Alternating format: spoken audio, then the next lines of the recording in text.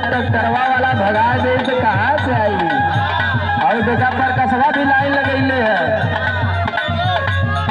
रात भर सैया हमर बढ़े टेम्परेचर। गर्मी होई।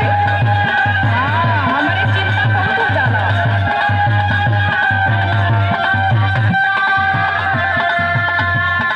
कूलर में रहा, कूलर में। रात भर सैया हमर बढ़े टेम्परेचर। तू धरावेला थ्रेसर, तू धरावेला थ्रेसर।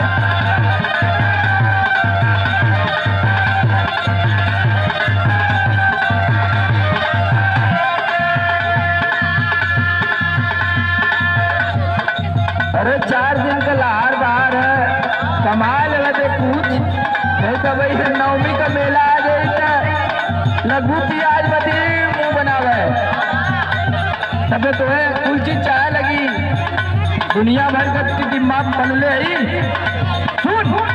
सुनावा कैसे खनी पूरी रोज रोटियां बेलाई।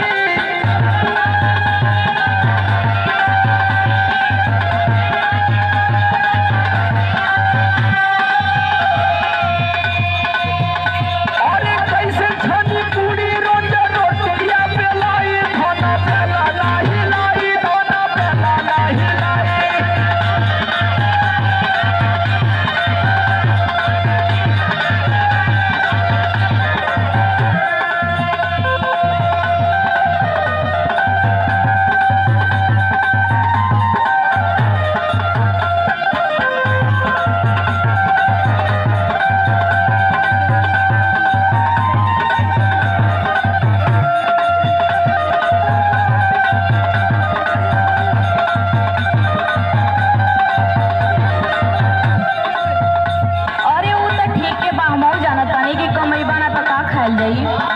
लेकिन तनी घरों रहल जरूरी समझा।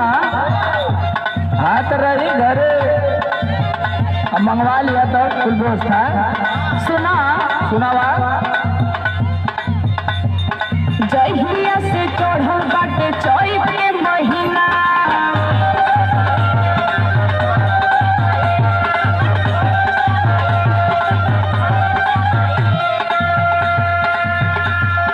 सुतेला ना घरवा बलम एको दिना।